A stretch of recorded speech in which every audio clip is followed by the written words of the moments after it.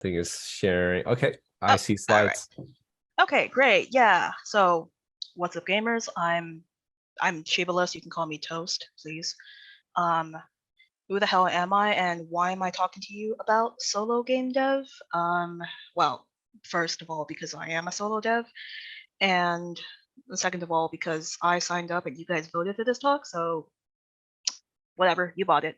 Anyway, I make romance visual novels for female players mostly. I haven't actually been doing this for very long compared to some of the folks I've heard from here, so keep that in mind. I do writing, I do art, I do coding, and kind of hack together the UI, which is basically most of the user-facing things for my games. And the two games that I currently have out are both fantasy, romance-focused visual novels. Ursa Major is they're both for kind of for Otome Chan. So basically, what I want to talk to you all today about is solo dev and what you should expect from this talk. Now, basically, this is a breakdown of the topics that I'm going to be covering here. What is solo dev? What am I talking about when I say solo visual novels? Is being a solo visual novel dev right for me? Where should I start if I want to try going solo myself? And some just warnings, things that you should be on the lookout for when you try to jump into this. And then I'll try to have some time for questions at the end. I probably will have either too much or too little time because I did not time this talk. So Augie, feel free to just stop me if I start going past time. Thanks. Don't worry. Yeah. Okay. But before I start on these things, I'm also going to give you a list of what not to expect from this talk because there's a lot of things that I could say, but one, I don't think I should, and two, they're not meaningful here. So the first thing that I am not going to say is that solo dev is, the best thing ever and that everyone should do it. If you're not a solo dev, you're a scrub, and that's not the point of this talk. The point of this talk is that solo dev is just another way to work on visual novels that is slightly different from working on them with a team. And they're not necessarily better or worse than each other. And the point is to pick which one is right for you, not to compare yourself to other people. So that's one point. Another point is this question about what tools am I recommending? What do I use? What should you use? The problem with me giving you any answers to that question is that this is literally going to cover all of visual novel development because solo dev is just developing visual novels. And so I will refer you to everyone else's talks on this subject, which are probably much better and in more detail than this talk could possibly give you. So I'm not going to talk about that. The last thing I'm not going to talk about is money. Anything related to money, marketing, do not ask me questions about money. I cannot make money from visual novels. I am a nerd on the internet who is just talking to you about the two games that she has made. So, okay, let's actually talk to you about the main subject now. So I think a lot of the time when people hear solo dev, they think, oh my God, this person is incredible. They have to do all of these things that, a visual novel developer needs. It's like they're literally Leonardo Da Vinci with all of their different talents in one person. The reality of solo dev is a little bit more stupid and just a little bit more annoying. So I just took some random ass screenshots of all of the shit that I have done over the course of the last 2 years on my dev work, including just playing too much video games because I did not want to do solo dev for X months at a time. Solo dev is not about it's not about necessarily being the person who knows every single thing. It's more about kind of, let's say, it's basically somebody who can, for a single visual novel, you come up with the idea for it. You figure out how to build that idea, but depending on what your idea is. For example, if your idea is to put the Bible into a visual novel, you would figure out, okay, where do I get the assets for a Bible script? Of course, that's very freely available. Okay, so I've got the text. What about the images? Do I need images? It's literally the Bible. You probably are not going to put images for every single book of the Bible, and so on and so forth. So basically, you decide, you figure out where you get the assets you need for the idea that you have, and then you put it all together. Now that sounds really absurdly simple because that is a very simplified version of how visual novels are developed. But fundamentally, that is what solo dev is. It's not necessarily all that different from developing visual novels with a team. Literally, the only difference is that you are the one person who is doing all of these things at once. You are not relying on anyone else to basically collaborate with you or to sanity check ideas for you. It's all you. And I mean, the other point I want to make is that being a solo dev does not preclude you from making other visual novels with parts of teams. You can develop your own novel yourself while being like part of a team and somewhere else. Like, for example, I make my own projects, but occasionally I just jump into game jams, do someone else's logos, do someone else's programming, or write half their script, or so on and so forth. So the point is, being a solo dev is per visual novel. It's per project. You're deciding, okay, this project, I'm gonna just go at it myself. I'm just gonna try it and see how it goes. So, moving on. Okay, so this is point 2 about like, how do I figure out whether or not working solo is right for me as a developer? The main point here is that you can think of being a solo dev as having a team where every single teammate you have is yourself. And that can be either very good or very bad depending on how you work as a dev. So let's go through some of the pros. So pro is obviously there's going to be a lot more creative freedom. You can agree with yourself a lot more frequently than you can agree with other people. There's less pressure, arguably less pressure, less social pressure from other people because there are no other people. You might still pressure yourself. I can get into that later. In general, though, less social pressure. You do have to learn pretty much everything about game dev as a solo dev, and that actually puts you in a pretty good spot for even if you decide in the future that you don't want to do solo anymore, because you now have a better understanding of all of the other, things about visual novels that you never really thought about, like actually how the hell does UI work, or so that's what it feels like when you mouse over a button and it makes a little sound. It's a little cute sound, and stuff like that you didn't really, for example, if you were only a writer or you were only the background artist or you were only the sound designer, you might not have exposure to a lot of these things until you like have to deal with all of them yourself. So that's another pro. Sorry, one sec. I clicked somewhere stupid and lost my page. Okay. Yeah, the fourth last pro is you work however you like. Good and bad, but let's call it a good thing for now. Now, going on to the cons, you have much less time as a solo dev to do everything. Sorry.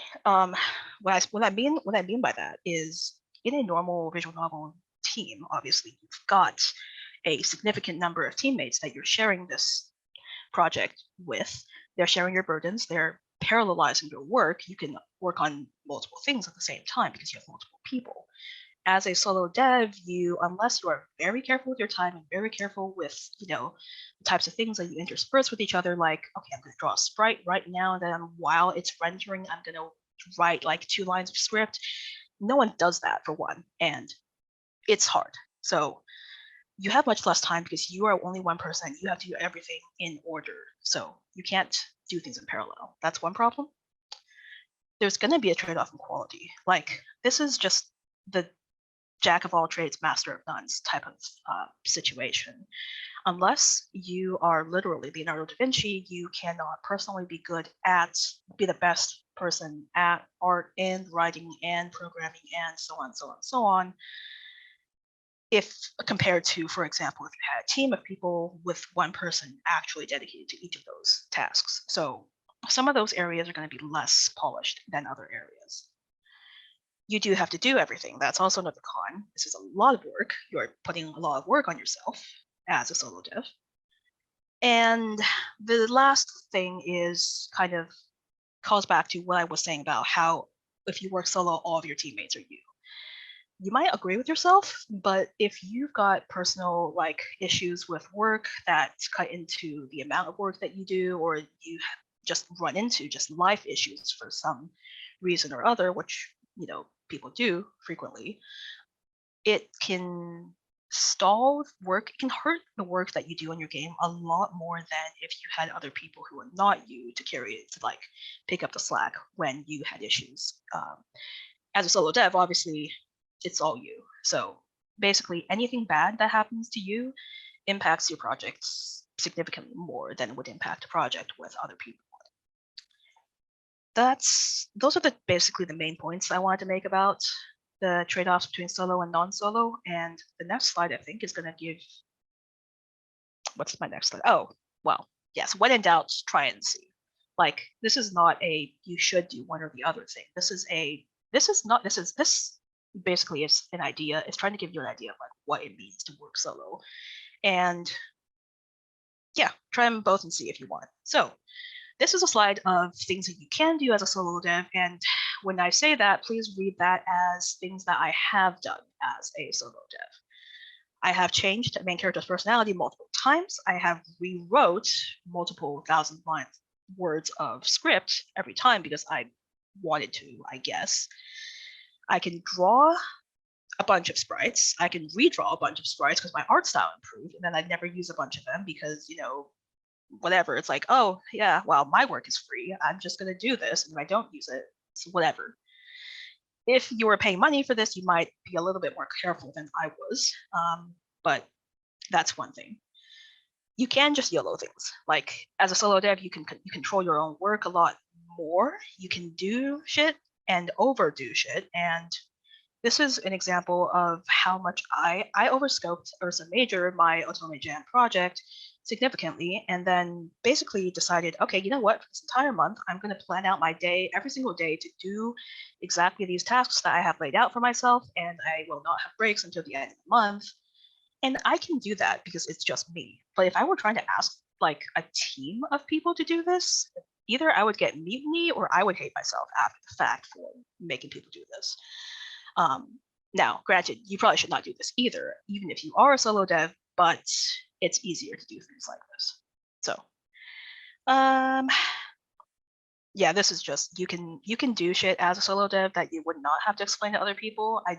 I draw memes for my characters all the time, and you can also decide this is not the right time for me to work on my project. I am not going to work on my project, and then you just go off and not do that. Like I said, less social pressure, but also that's either a good or a bad thing, depending on what's important to you. So next, okay. So if I want to be a solo dev, where do I start? Well, basically, this is the same type of thing as you would ask yourself if you were a project lead for any project. So effectively, what's my idea? What do I think I need to build this idea? Do I need art? Do I need new software? Do I need specific types of music? How do I get that? And how much time and money is it going to take me to get that? You start with those 4 questions, work from there, and then if you answer number 4 and you're like, oh shit, it's going to take me $10,000, I don't have $10,000, I don't have a Kickstarter, go back to number 1, try to rethink your idea, figure out if there's something that you can change about it that costs you $5,000 instead, and then go back through these 4 questions until you get to whatever, a point that you're satisfied. Number 5, the question of when will I know I'm done? Like, that's something that you have to answer for yourself. All these questions are pretty much just guidelines for you to figure out where to start on things. So, okay, yeah, that's it. That's for that. The other question that I think I'm going to get a lot is, like, obviously, not everyone is Leonardo Da Vinci. You probably don't have all the skills you need to be a solo dev. You do not have to have all the skills to be a solo dev, is the point here. There are options for figuring out. For example, if you don't have a skill, if you don't have artistic skill, maybe you leave it out. Maybe you don't need sprite work. Maybe you can use, for example, free sprites, like maybe sometimes that works. Maybe you can use stock images occasionally. Maybe you don't, maybe you just, don't have characters on screen and ATL the whole thing. Or can you, if you have some number of ideas, some number of things, but you don't have all of the rest of the things, like maybe you're not a sound designer, maybe you just know how to put simple sound effects on the page. Like, okay, sure, I'll just, reuse things, do some flat animations, move sprites around the screen instead of getting multiple sprites, so on and so forth. So change your idea around to accommodate for the lack of skill that you might be affected by. 2 is, like I mentioned before, you can use public assets. There are a ton of free music, free open source music, backgrounds, characters. itch.io has a free assets page that I do recommend checking out at least once. You can teach yourself some stuff. Like I did have to teach myself a significant chunk of what did I have to teach myself? UI was the big thing. That was a pain to deal with. But you don't have to teach yourself everything about UI, just enough to do the work that you need for your game. You can also teach yourself everything, but I don't recommend that. It's a lot. And here's an example of one of my games, and I'm actually going to show you. I'm showing you this just to give you an idea of how many of things are on this page were not stuff that I personally did myself. So first, the background is a stock photo that was filtered. The insert art was a piece of publicly available to purchase, fantasy food art. It's cute. That's why I have it.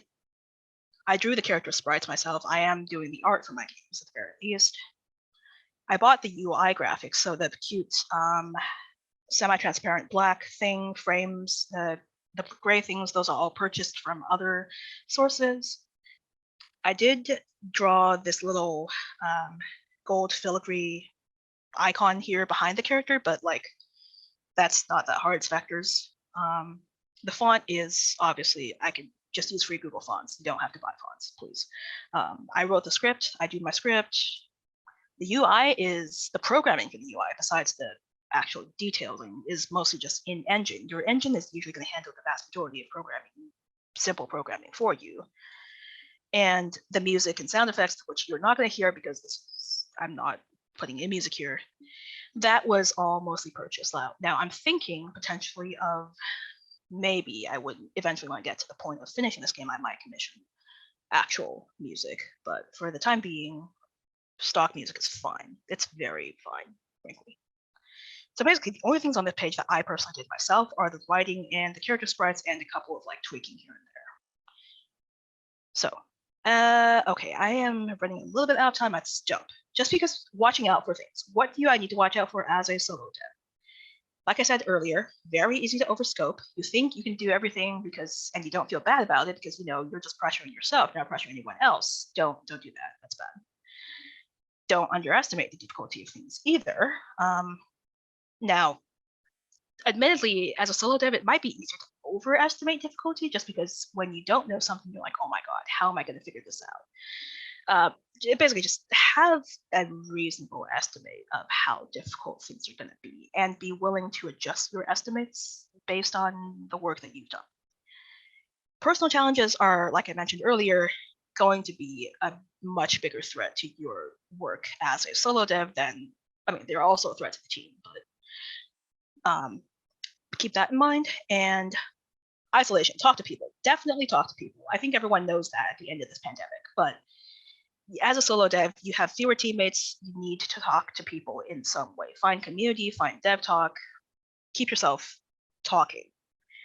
And I think I've covered this in various detail, but you really need to be careful that you don't pressure yourself too much just because you think you can do everything on your own. Don't burn yourself out, please. Okay. Wow, I think that's about 20 minutes. Actually. You nailed it. Great, yay. Okay. All right. In conclusion, here's a bunch of things that it's a summary of what I just said over the last 20 minutes. I'm not going to read over them, but yeah, open questions. Yeah. All right. There was a lot of feelings in the chat. Are there? Oh no. Oh dear. A lot of people were just referring to situations where the things that you've mentioned. Many of us have been there. in various Oh ways. boy. Oh boy. Oh dear. Okay. I am scrolling back over, but do you feel free to grab any Yeah, questions? but anyways, if you have questions, I'll read them out, guys.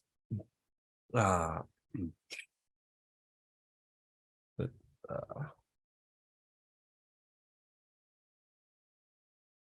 all right, wait. Is there anything going on here? Okay, so one question is, any thoughts on if wanting to go solo and eventually leave all aspects, lead all aspects, which do you prioritize? Learn. Learn. Any thoughts on if you want to learn everything about dev? Um, that's it's an interesting question, and I think the answer is going to be very unsatisfying because it's going to be depends.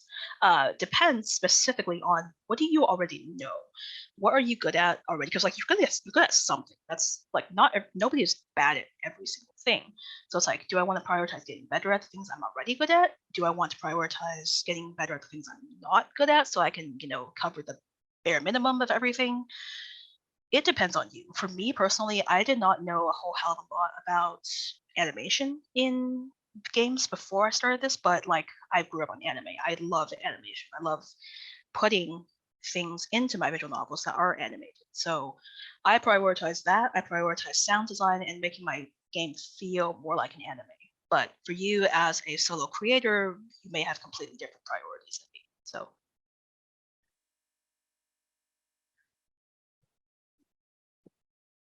All right. Another question is, what do you notice you tend to cut scope on first and why? ooh, that's a great question. And huh, cut scope. It's definitely not character art. I can say that much, which is possibly not the best idea. Sometimes you should cut your character art, but I this is something I think that I will feel bad about saying right after Chino gave her lovely talk about, polish. But I decide, okay, default UI is good enough sometimes. Default settings, menus, so on and so forth. Just like set that stuff up and forget about it. I'm not going to think about it. I'm not going to think about fonts. I'm not going to think about accessibility for now. And I think that's one thing. Scoping wise for other things, story, I do cut story scope. Like for some of the projects I've been on where I was not necessarily solo dev, but where I was functionally writing half the game myself, I'm like, okay, we had 3 endings, 2 of those endings are gone now. We had X ideas for this ending, they have all been condensed into something else. Anything that lets me reuse character sprites, reuse writing, reuse backgrounds, and just shrink down the size of the story is also going to be scope shrink. I think those are the 2 things I can think of right now. All right. And so someone's asking, do you have any good coping strategies, like talking yourself into not giving up? Huh. uh, hmm.